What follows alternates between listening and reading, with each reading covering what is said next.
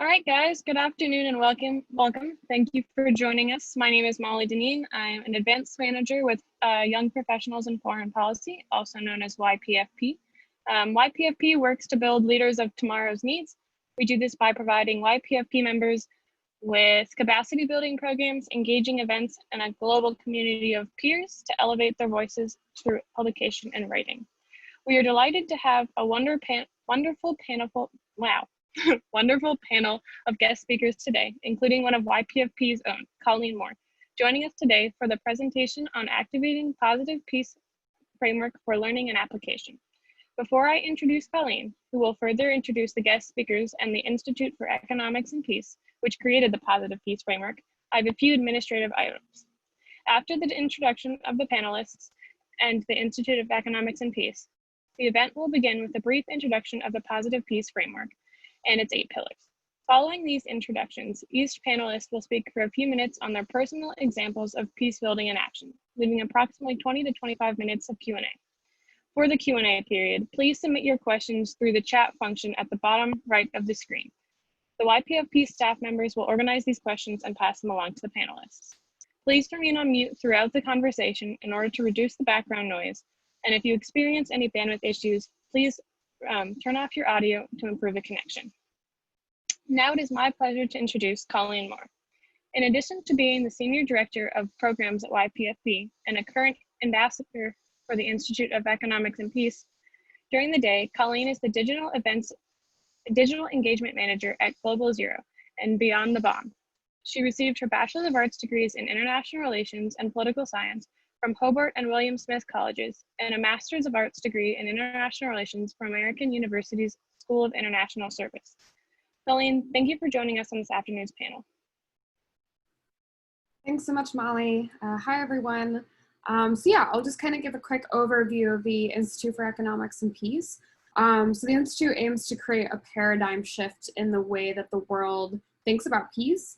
So they do this by developing global and national indices, calculating the economic cost of violence, analyzing country level risk and fragility, and understanding positive peace, which is what we're talking about today. And Zubechi will give an overview of in just 1 minute. So the Institute's Ambassador Program provides an opportunity for individuals to gain concrete knowledge and resources to help foster peace in their own communities, including an in-depth understanding of the Institute's research and methodology and a concrete understanding of how to communicate this peace research. So as an IEP ambassador, we get to connect with peacemakers and other professionals around the world, expand skills in the areas of peace research, and learn about investing in the factors that build peace. So through this program, ambassadors become part of an international network of leaders who are creating a paradigm shift in the way the world interacts with and understands peace. So if you're interested in becoming an ambassador, definitely chat in your questions about the program, and I'll also drop in the link to apply. Applications open back up in October, so I'll do that in a second. So now I'm going to introduce the other 2 panelists who are also both IEP ambassadors. So Zubechi Ualami is the recipient of a Joan B. Kroc Institute Fellowship, a program that awards fully funded scholarships to scholar practitioners in the field of peace building to pursue a graduate degree in international peace studies at the University of Notre Dame. He has 5 years of experience in the nonprofit sector with a special focus on peace building programming and youth leadership development training. He worked as a project manager on the Emerging African Leaders Project of the Center for Social Awareness, Advocacy, and Ethics, and serves on the board of AfriPeace Sustainable Development Foundation. And he also earned a bachelor's degree in quantity surveying from Federal University of Technology in Nigeria. And Ben Letts, he is currently the Communications and Operations Director at Mediators Beyond Borders International, focusing on building a more peaceable world. He's also a Rotary IEP Positive Peace activator, and he's also a part of YPFP. He's our Director of Membership. So kind of all different worlds colliding with this event with YPFP and IEP and so many other things. He also holds a master's degree from the University of Bradford in Middle East Security Politics and Peace Studies, and a bachelor's degree from Elon University in International Studies and Political Science. So thank you so much to Ben and Zubechi for joining us today. And I'm going to pass it over to Zubechi for the overview of the Positive Poace framework.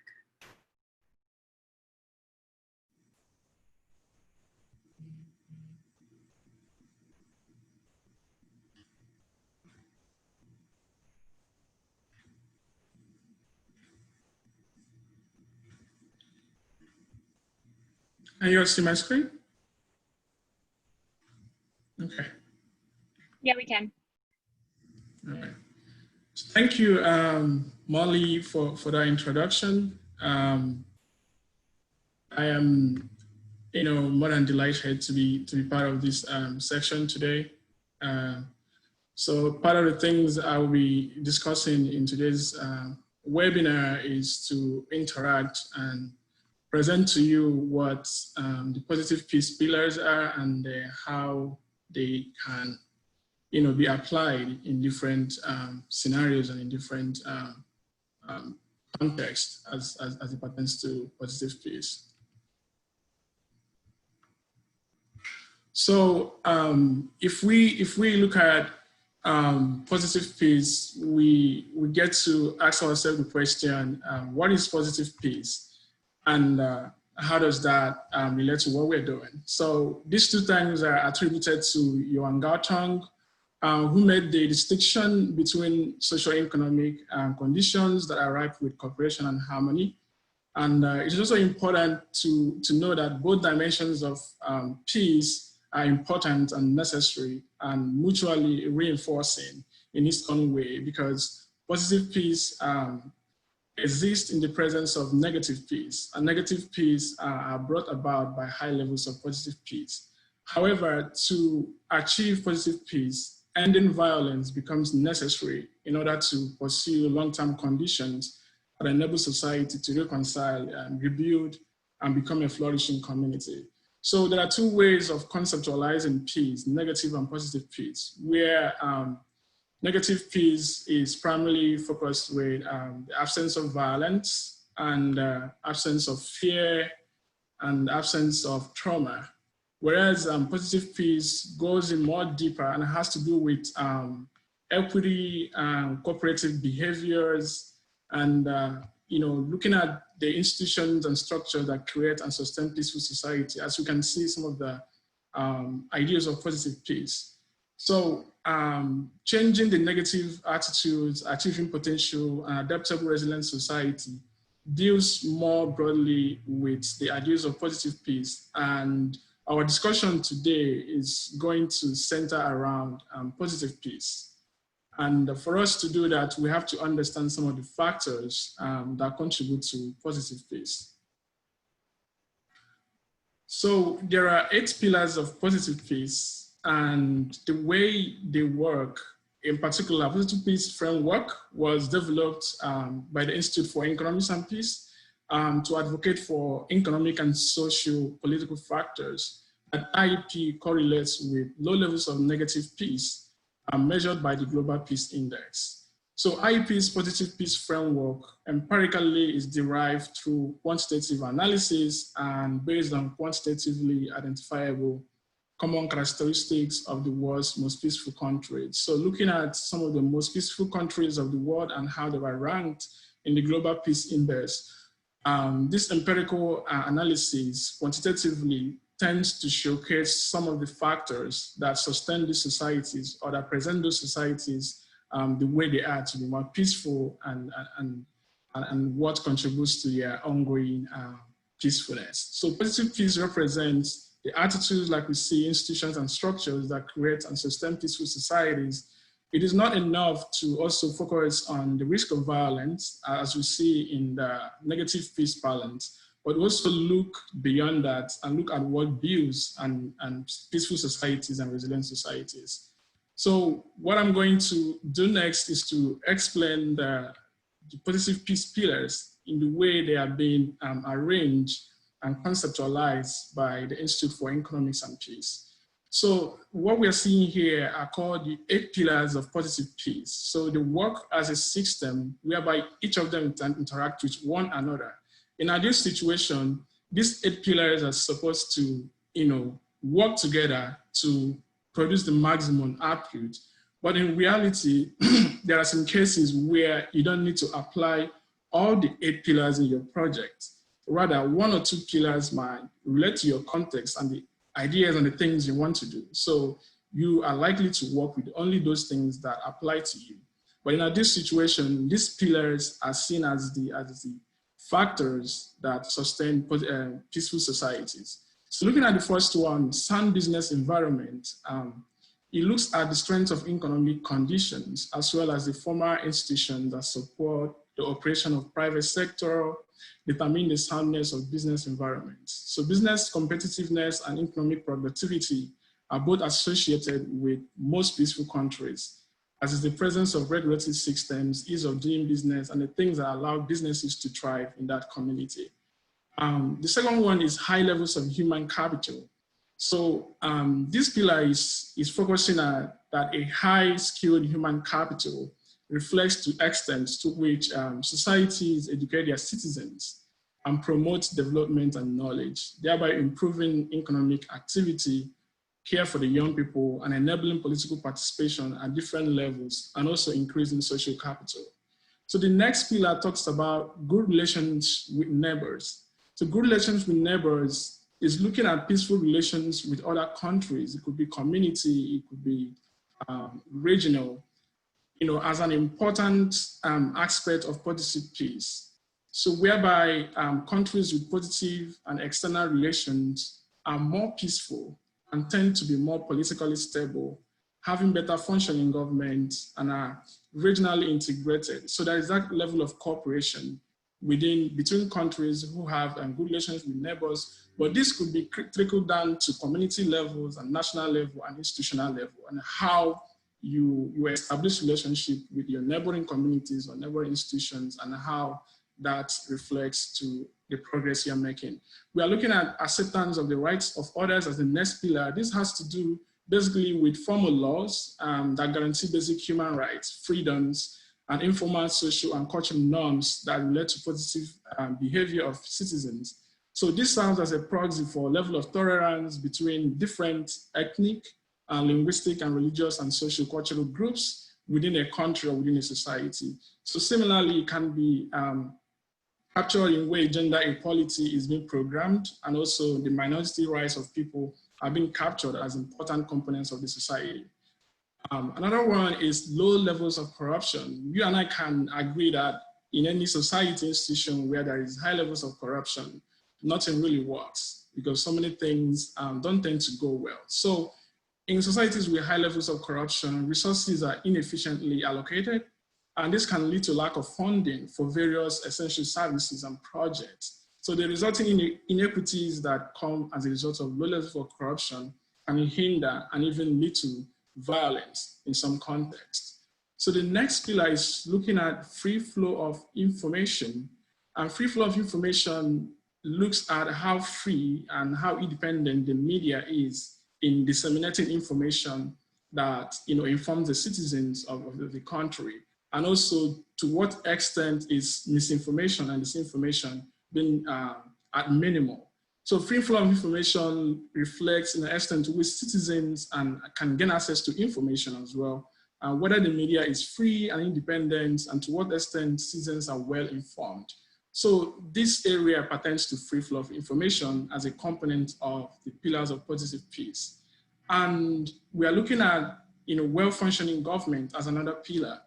Well-functioning government, we believe that a government that is well-functioning delivers high-quality public goods and services to its citizens. And again, this can trickle down to different levels, starting from community leadership, starting from institutional leadership.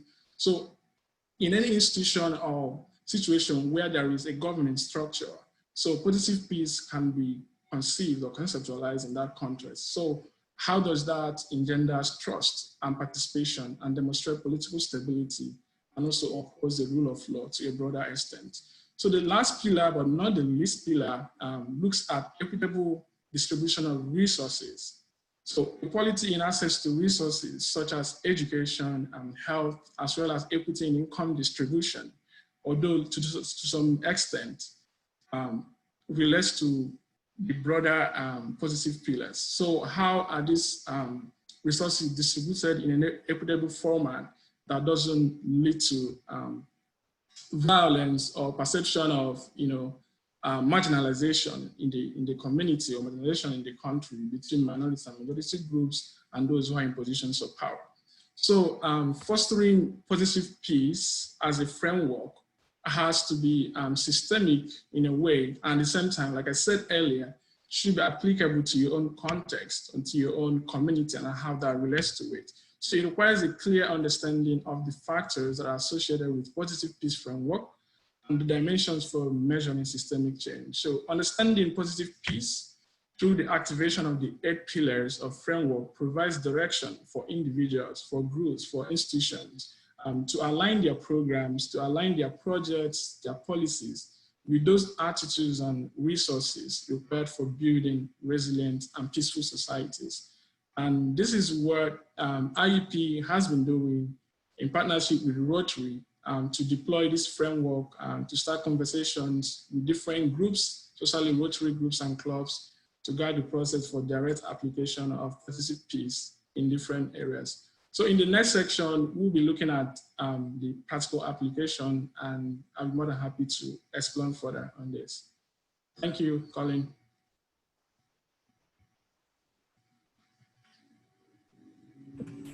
Excellent. So thank you all so much for being here. Really appreciate the opportunity to share how I use the Positive Peace Index daily in the work that I do. I want to take a little step back, though, is that this is a YPFP and IEP combo event, and it's really great to be engaged with both of these two opportunities. So thank you to YPFP, Young Professionals in Foreign Policy, for organizing this event and showcasing the aspect of foreign policy that I find most fascinating, which is international peace building. So I work full-time for Mediators Beyond Borders International, which is a global peace institute that's also a partner with IEP and also a partner with Rotary and also connected to YPFP. So I'm kind of in the middle of all of these things going on here, which is a great place to be.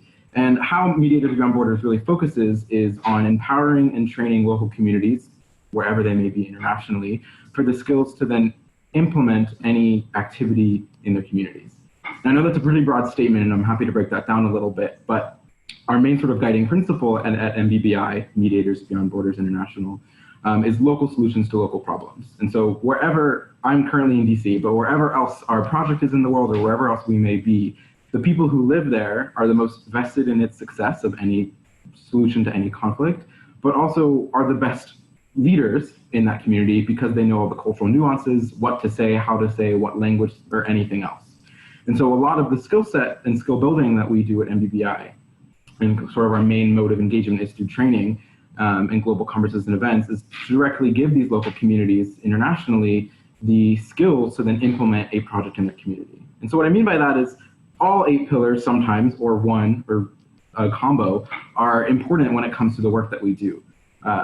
First and foremost is finding those connection points and the types of trainings that we do, the engagements that we do, whatever it may be, to be accurate and effective in those skill building. So we do work with IEP often. IEP does, the global reports. They have a full report on the Positive Peace Index and the Global Peace Index and many other aspects of peace building often. And the sort of outcomes of the trainings that we have done make their way into the report. As well as our connection with Rotary International, which is another half of, or maybe a third of all of the aspects going on today. Not going to go much into Rotary other than it's another global network of people focusing on improving their communities. That's not necessarily peace specifically, but that's our part of that relationship with them that we do. And also Rotary and IEP have a section where both Uzbeki and I are, as Rotary Positive Peace activators, independently in our own communities, taking the Positive Peace framework under the banner of Rotary and moving forth. So all of these sort of pieces are rolling around, but specifically in the context of MBBI, our most concrete engagement and the most practical way we applicate is through our international peace training institutes. And so we have done 8 or 9 global peace training institutes of local communities all over the world, not just the United States, for gaining those skill buildings, how to lead effective dialogue, being focused on trauma-informed peace building, conflict sensitivity, awareness trainings, etc., so that they can then run in their own communities and implement any of the 8 pillars that makes the most sense, whatever issue there may be. And then, what we found the most successful in this specific practical application of the Positive Peace framework is that, again, they know their local communities best. And so we are giving them language, skill sets, dialogue aspects, trainings to be able to implement and run forth and make those positive changes in their community. Probably the most overall one that's the strongest for MBBI would be probably the free flow of information as like an org in general, as we want wherever we do our trainings or our global events and workshops and webinars, et cetera, to be accessible and easily understandable amongst all. But again, our model is very decentralized in the sense that the majority of the actual work that is done under MBBI's banner is done by those locals who have been trained by us.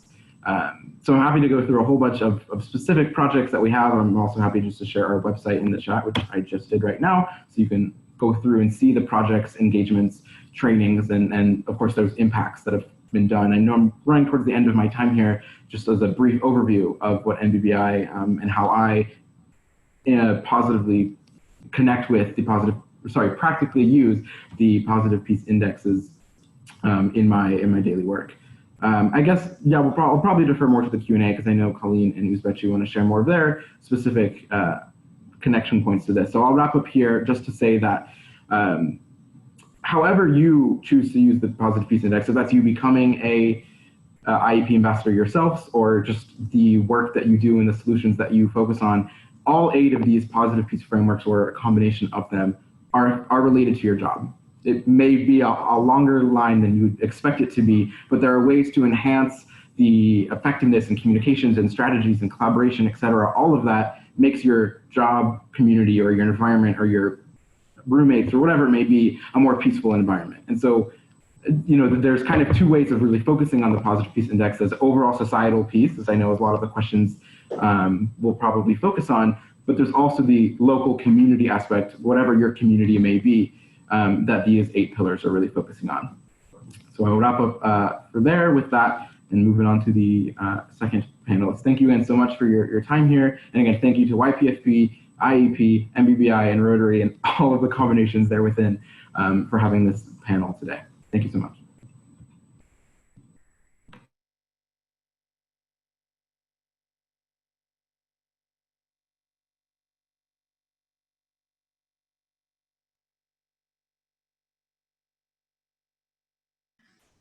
Thank you, Ben. I'm back again with, this time around, I'll be talking about the practical application, more like what I term positive peace in action, and how can we capture that in the programs that we want to do. So I'm going to be running through, the steps and be able to show us how that can fit into our programs. In case you're wondering how are we going to go about implementing this framework. So in practical application process, we are faced with this question about ways in which programs and activities promote one or more of the 8 pillars. So this is where it becomes a programmatic input, and that can be captured in how we're going to go about implementing our programs in case if we are adopting.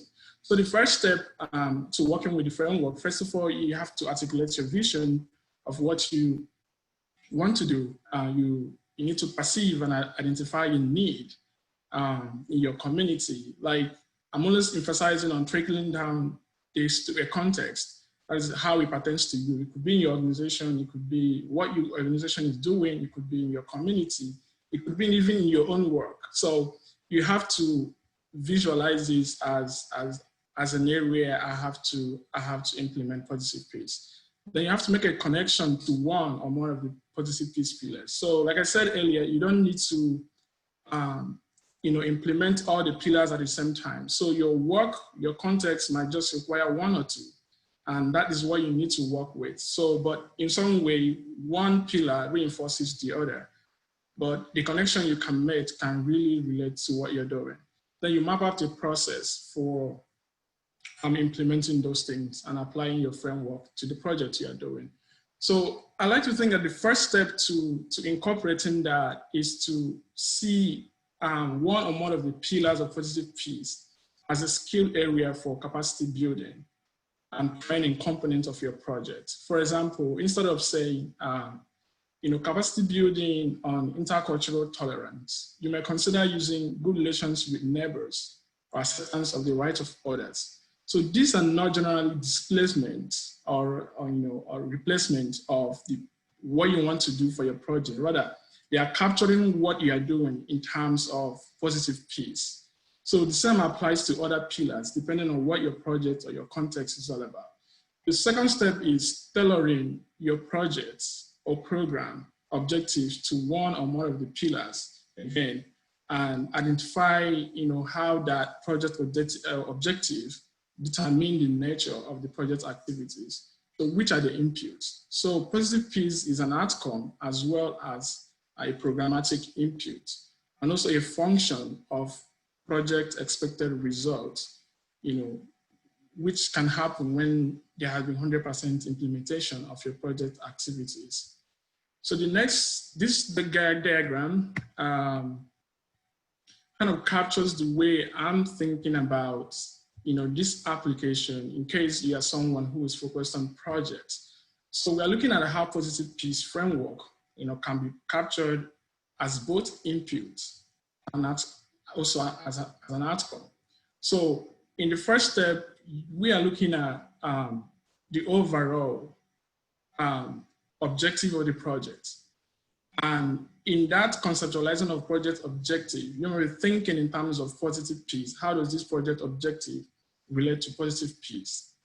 And then you move to project activities. So what activities are you going to implement to achieve those objectives you set for yourself or for your project? Then this is where you also think about positive peace as a programmatic input.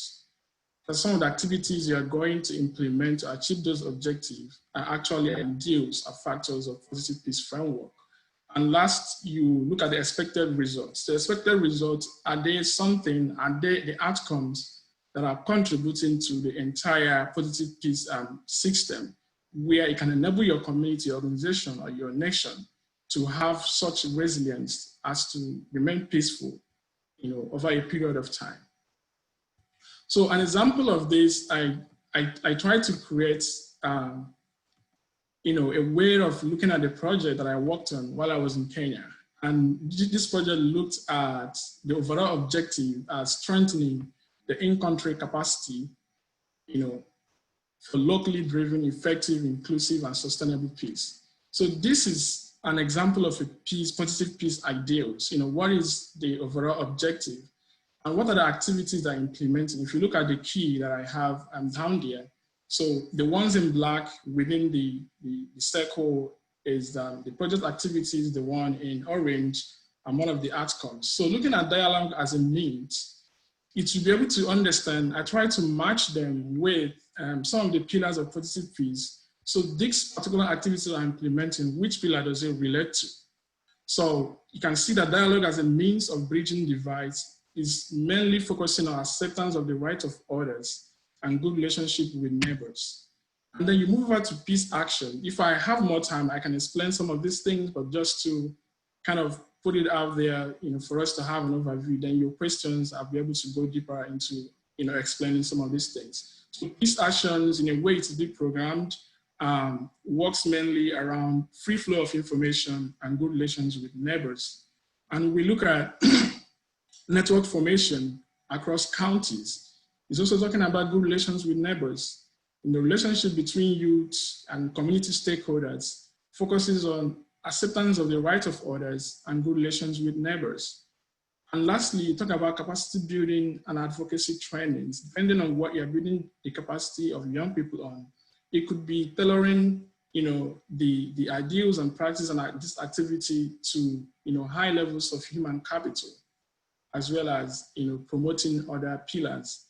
We are looking at it as a system. Then overall expected results, which are captured in orange. The first one is looking at collaboration and learning among, implementing, partners on local perceptions of insecurity. Diverse youth recognize themselves as agents of conflict transformation. Security actors and youth have relationship and partnership as agents of change. And lastly, formal and informal authorities develop peace-building policies and strategies informed by local experiences. So in a way, you are looking at the activities and looking at the outcomes, but you are programming your project in a way that it touches on one or more of the positive peace frameworks or deals, but at the same time, it doesn't displays or alters the original aim or the goal of your project, but employing and deploying positive peace framework and ideals in implementation of your project. So I'll be happy to answer more questions on this and other things that we have said earlier. I look forward to discussing that with you. Thank you. Great, thanks so much. So yeah, I'll just take the next like 5-ish, 7 minutes to talk a little bit about my work and how it fits into positive peace, and then we can kind of get into the question and answer session. So my work is a little bit different. So I am actually working to eliminate nuclear weapons, so a little bit more in like national security realm. But I've realized, especially recently, that this is really relevant when talking about positive peace. So my work to eliminate nuclear weapons is definitely key to working toward a world where attitudes, institutions, and structures that create and sustain peaceful societies flourish. So my work is predominantly in US policy, as the only country to have used nuclear weapons in war, and they continue to build up their arsenal of these weapons. I believe that they have a responsibility to take the lead in eliminating nuclear weapons. And also I'm an American, so I have direct influence in American policy. And this doesn't diminish the responsibilities of other nuclear powers to also take steps in reducing risk of nuclear weapons and eliminating them altogether. And especially Russia, who has the largest nuclear arsenal in the world. The US has the second largest. And another note, the US is pretty good on positive peace. In 2019, they were number 26 out of 163 countries. So they're pretty good on it, but there's always room for improvement. So yeah, like I said, eliminating these weapons is a key part of strengthening each of these 8 pillars of positive peace that Zubechi and Ben have outlined a little bit. So I'm just going to dive into some of these and talk about how eliminating nuclear weapons is a key part of this and can strengthen a lot of these pillars. So one of them is good relations with neighbors. So the US cannot truly establish good relations with other countries as long as they have nuclear weapons. I mean, we're essentially threatening the world with global annihilation, and it can happen at any moment, whether by calculation or by accident. And this goes for other nuclear armed countries as well. So if we're looking at some of the nuclear flashpoints around the world, the Korean Peninsula, like North Korean, American, Chinese nuclear weapons threaten the peninsula. Looking at the conflict between India and Pakistan, the border conflict between India and China. India, China, and Pakistan all are nuclear armed countries. The role of Russian, American, European nuclear weapons in US, NATO, and Russia tensions. US-China relations, especially when it's a little bit tense right now with South China Sea and coronavirus. Looking at the Middle East, Israel also has nuclear weapons, and so that certainly represents power differential and plays a role in Iran wanting to develop nuclear weapons as well. So specifically some steps to take toward eliminating nuclear weapons that would strengthen this pillar, and this is specifically for the United States, and a little bit of Russia too. But the US and Russia should be extending New START, which is the Strategic Arms Reduction Treaty, and that's the last treaty between these 2 largest nuclear powers. There's no other treaty left that caps the nuclear arms race between these 2 countries. And no first use, which is committing to never launching a nuclear first strike. And I'm going to talk a little bit more about this in a minute, but it can be like the US that commits to this. It can be bilateral and multilateral policies as well. Some other pillars I'll talk about is low levels of corruption and equitable distribution of resources. So for corruption, when there's more corruption, resources are inefficiently allocated and there's a lack of funding for essential services and civil unrest, and this can lead to a lack of trust in institutions. So in the US, the Trump administration just requested almost $49 billion in nuclear weapons related spending for fiscal year 2020. That's just like a massive budget. Like I can't even really conceptualize what that looks like in numbers. Like 49 billion is so much money. Meanwhile, we're going through this coronavirus pandemic and we don't have enough resources for COVID testing, for hospital beds. So reallocating these resources would strengthen this pillar of low levels of corruption, because we need to reallocate these resources towards services that Americans actually need. And generally with like our massive military budget, even just a 10% cut of the military budget would provide billions of coronavirus tests, billions of respirator masks. So yeah, that's why I'm advocating for nuclear disarmament specifically, because it would just free up so many resources for things that we actually need instead of prioritizing these dangerous nuclear weapons, which only serves to make us less safe. I'll talk about two more pillars, or three more pillars actually, well-functioning government and free flow of information. So like it's been discussed, well-functioning government engenders trust and participation and upholds the rule of law, whereas the free flow of information, disseminating information in a way that leads to greater openness. So I was talking a little bit earlier about no first use. So right now, our nuclear launch process in the US is inherently undemocratic. The decision to launch a nuclear strike rests exclusively in the hands of the US president. So right now, Donald Trump, and that's pretty terrifying. Not only because it's just Donald Trump, but like the US president should never have this power generally. There's zero checks and balances on this power. So what does this mean for this pillar? Because it may seem not obvious what the connection is, but this system is inherently anti-participatory and it's not transparent. The system is designed to remove our agency. And so we can work toward engendering trust and participation and making it a more democratic system by instituting this policy of no first use and restricting sole authority. So this decision is not just up to the president. And finally, the last pillar I'm talking about is the acceptance of the rights of others, which means guaranteeing basic human rights and freedom. So part of this movement to eliminate nuclear weapons is to also work for justice for victims of nuclear weapons.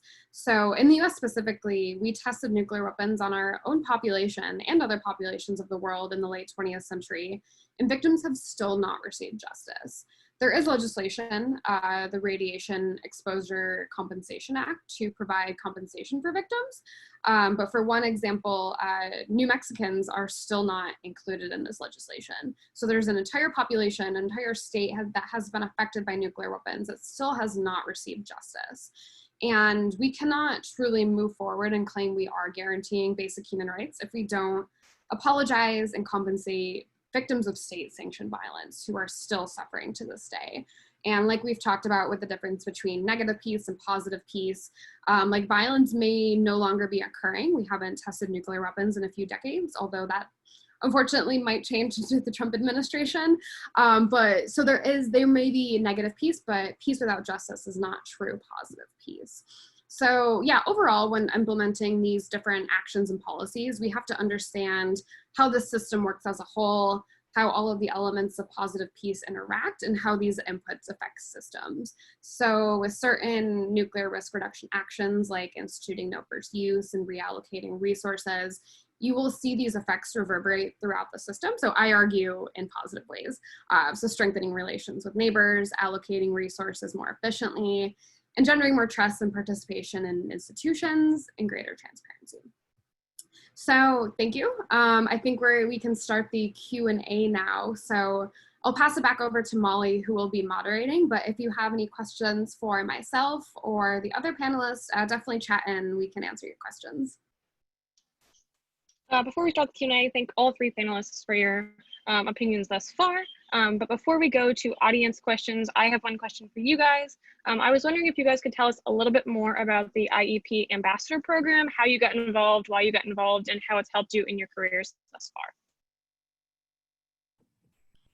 Sure, I'm happy to jump in. So when I was getting my master's degree at the University of Bradford in England, which happens to be a Rotary Peace Center, if you know about the Rotary Peace Fellowship Program, I was not one of those Peace Fellows, but that was a big part of that university, and Rotary and IEP had a relationship, so I heard about the IEP Peace Fellow Ambassador Program, all of these sort of joint opportunities during my master's degree, and thought it was a great chance to expand my knowledge and skill set. I was currently in a master's program anyway, so what's one additional educational resource to enhance me? Yeah, so I've been an IEP ambassador since 2018. And the metrics don't necessarily change. Obviously, the data does year to year, but sort of learning and being engaged with those metrics has been really crucial. It's not necessarily the reason I work in the peace building field now, but that in addition to my peace building master's degree and just the engagements of the networking through being an IEP ambassador have been really, really, really crucial. So if this is something you are interested in becoming or just learning more about, I would very highly recommend the October cohort is a month and a half away. So if that is something you're really looking forward to enhancing your skill set or just learning a little more, just being part of a global peace-centric community, it was quite useful for me.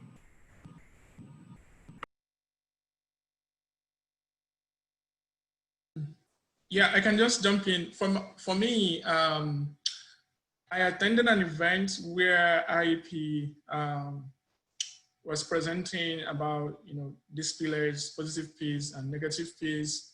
So I connected with one of the staff presenters who were at the event, and yeah, and I think they shared a link with me where I can apply as an ambassador. So I was 2019 IEP ambassador, and I think it runs for 1 year. So once you are part of it, you implement your project and you become an ambassador.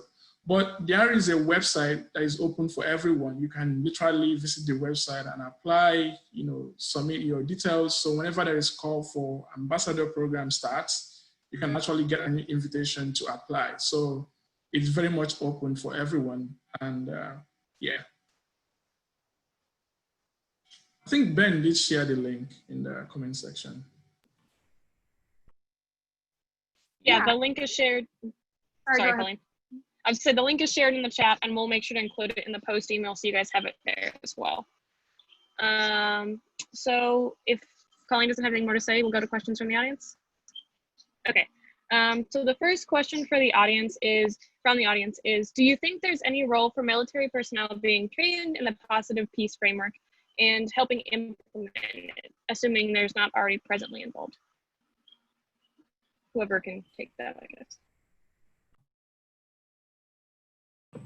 As a quick, absolutely yes. I think there should be no limit to who knows this framework. Again, as I sort of mentioned in my overview, all aspects of I don't want to be too generalized, but in essence, any conflict, small or large, whether that be violent or just disagreement, can be resolved by focusing and emphasizing on the positive peace indicators. And so all people should be aware of it.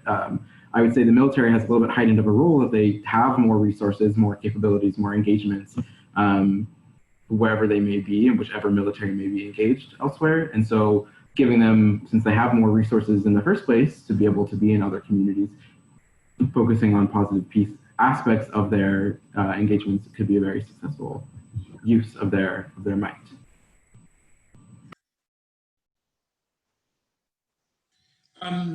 For me, I think the positive peace framework is not restricted. We even believe the more it gets to decision makers, the more we can feel the impact. Because a bunch of the ideas are things that could be achieved with laws, especially a well-functioning government, and some of the practices, in addition to what individuals can do to themselves. So for military personnel, yes, they can actually learn about it. There's an aspect of peace building that focuses on civil-military relations. How can we create more rapport and relationship between the military and civilians? And that goes to even, it relates to acceptance of the rights of others and even good relations with neighbors, given the perspective we are coming from. Because in some contexts, there is this strained relationship between security actors, military personnel, and civilians and their citizens. So they don't get along. They see each other as the opposing side. They can, but I believe the knowledge of positive peace and how that can contribute to lowering your country's level on global peace index, as well as elevating your country and the positive peace ranking, would be much more beneficial. So it's a yes, and it's not restricted. Anyone can be part of it and learn more about it.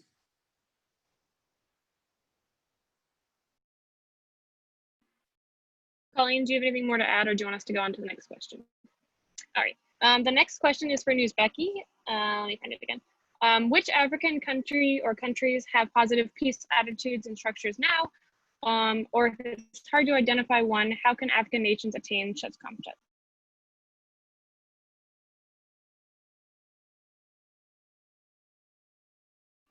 You're still on mute.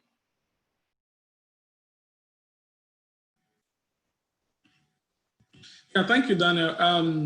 the thing is, most countries in Africa, sub-Saharan African countries, have fairly a good, ranking, but not that impressive on both the positive peace and also the global peace index. So there's a relationship between, the global peace index and the positive peace. So sometimes it works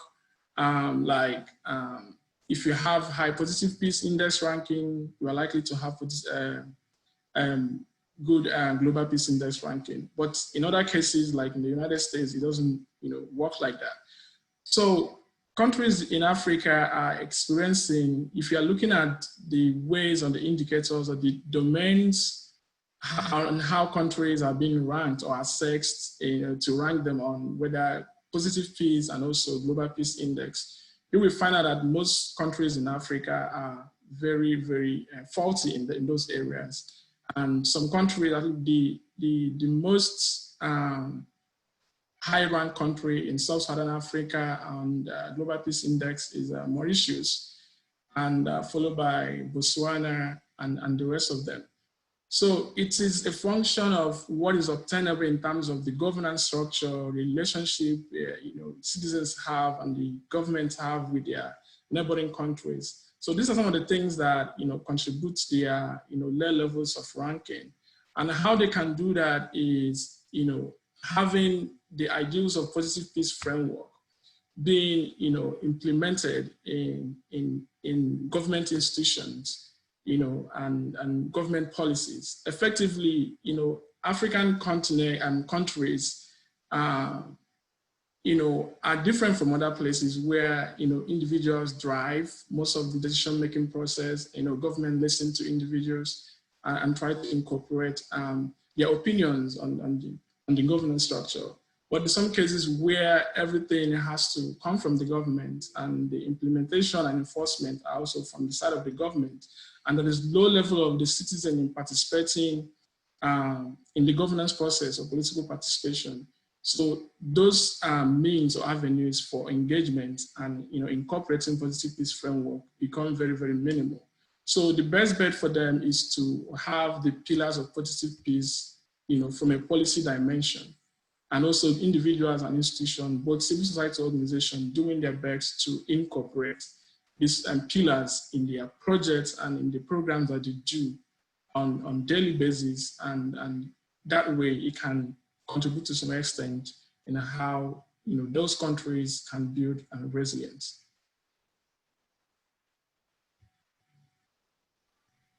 Great, thank you. Colleen, I think you mentioned this earlier, but if any of you have more comments on it, what is the US's rating on the peace index, and how could we improve? Yeah, great question. So I'll actually post a few links and just like some close-ups on US Global Peace Index and Positive Peace Index for more reading. So I think it's interesting. So with positive peace, the US is surprisingly not too bad, which I was actually surprised at how good they were in relation to other countries. So it has deteriorated a lot over the past few years, however, and this has a lot to do with like mass incarceration rates, for example. But I would suggest kind of looking at these two resources. I think they should both work, yeah. And so one looks at the Positive Peace Index, which is what we're talking about today, and the other looks at the Global Peace Index, so that's negative peace. And so I would just suggest looking at those a bit more, because it is really interesting insight.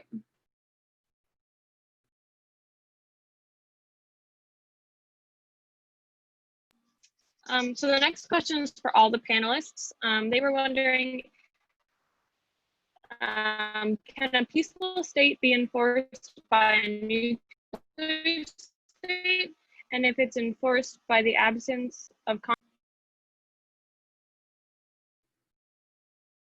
Molly, I think you were cut off a little bit, but I think I see the question in the chat. It's like, does nuclear weapons essentially like engender peace? I think is kind of similar to what the question is.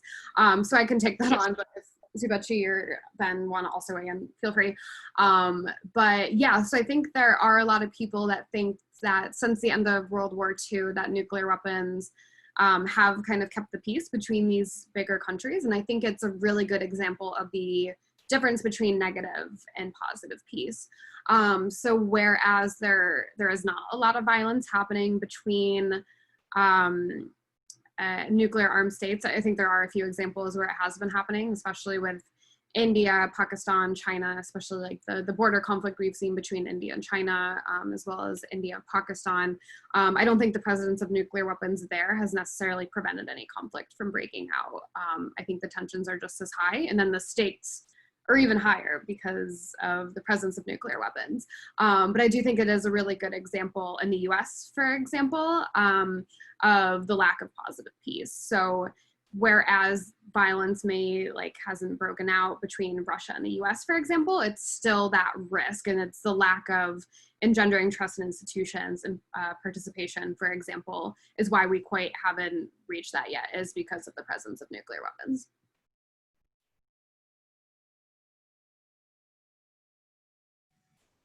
And for me, I would say at the beginning, we touched on negative and positive peace. If you're talking about positive peace, the absence of violence alone is not just enough to define, the relative state of a state as a peaceful state.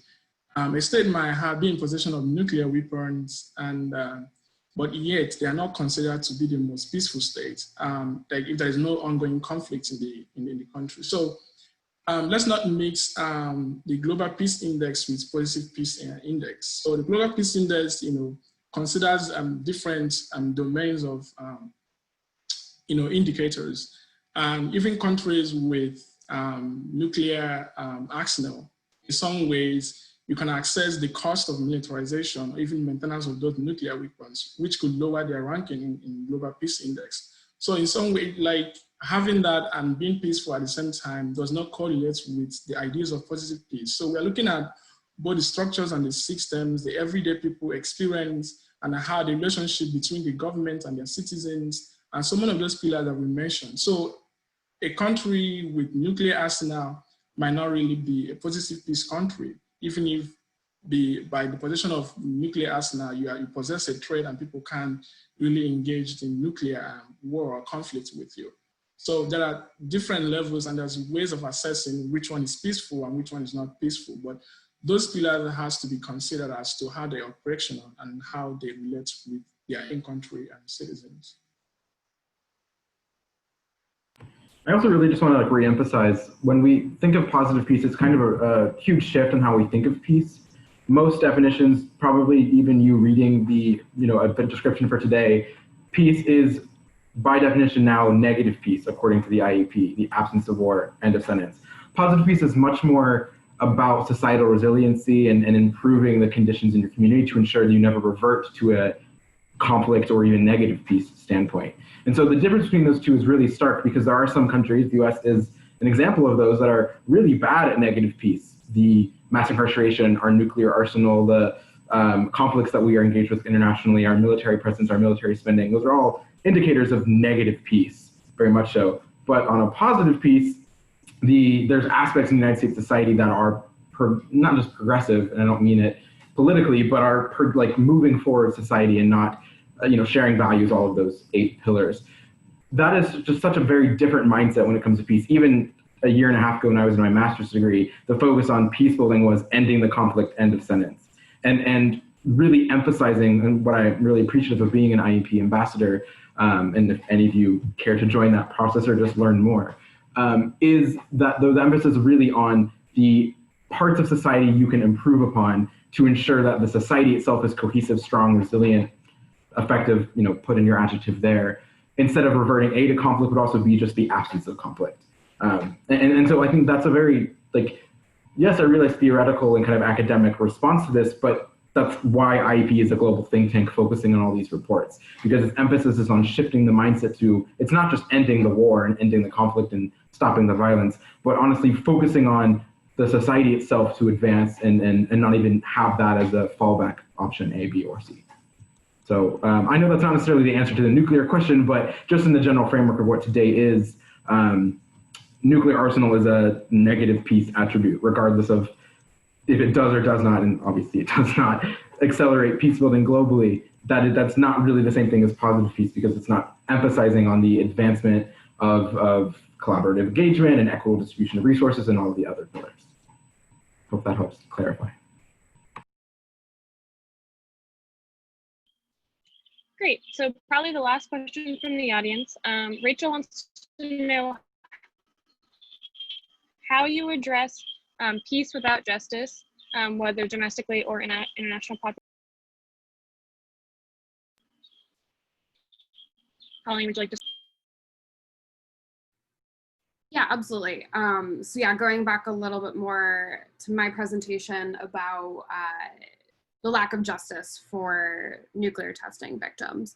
So I do think that justice is a key part of all of these pillars, and it's about talking about like the interrelatedness. And I know there's some discussion in the chat about like systematic interconnection and how the indicators are related. And I think justice is kind of inherent in all of these pillars, and kind of like we've been talking about, it's not only focusing on taking this one action which will affect this one pillar of positive peace, it's seeing how like the effects will reverberate throughout like what we call like a system, and there can be like systems within the system, but it's about actions and policies that will kind of affect all of the pillars. And going back to what Ben said of just improving societal resilience. So for example, in the United States, with lack of justice for nuclear testing victims, there's also a lot of racial injustices that are currently happening in the US that have happened in the past that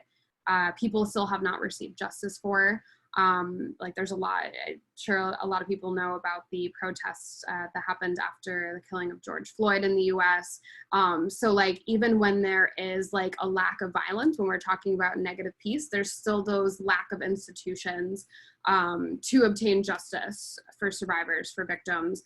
And I think there's a lot of other interesting case studies. I think like one other, I studied transitional justice in North Africa before I kind of shifted over to the nuclear realm when I was in grad school. And I think the lack of transitional justice that has happened in a lot of North African countries after Arab Spring, there's just like not a change in institutions. So whereas there may be a lack of violence in certain like North African and Middle East countries, there's still not those institutions present that are ensuring justice.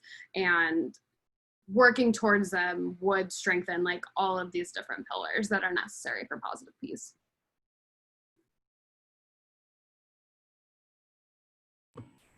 I'm happy to go next. I've kind of already touched upon it on some of my previous answers, but I appreciate very clearly asking that, Rachel. Yeah, I mean, you know, there's no peace without justice, kind of end of sentence. And that's the overarching thought process of what positive peace indicators are in general. And so, you know, in the trainings that Mediators Beyond Borders does internationally and domestically, I mean, everywhere internationally, no matter where you are in the world, our trainings are very focused on skill building and emphasizing on trauma-informed resiliency efforts, conflict sensitivity, dialogue engagement, and many other forms of peace building to ensure that the communities that are undoubtedly in some sort of trauma or even multiple versions of trauma are focused upon when resolving any conflict. Again, it could be something relatively minor as a disagreement over, you know, the lunch feast for that day, whatever it may be. It doesn't really matter what the specific conflict is. Ensuring that the trauma, the sensitive nature of the communities that they're in, the dialogue aspects that are being engaged with, those are all really, really important aspects of peace building, community engagement, and aspects in those circumstances. And so emphasizing that and making our training to be as accessible as possible is exactly how we respond to that question. So thank you, Rachel, for asking that. That's largely how MBBI does it.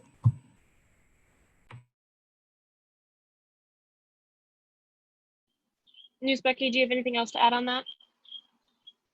All right, since we are over time, panelists, I want to thank you for joining us for what's been a lively and enjoyable discussion this afternoon. I also want to thank all YPFP members in attendance for spending their afternoon with us and for their continued engagement in our global community. Please keep an eye out for upcoming YPFP events in our newsletters and at ypfp.org, our website. If you're not currently a member, we encourage you to become a member today. I will post the become a member link in the chat in a second, but take care of yourselves and see you soon.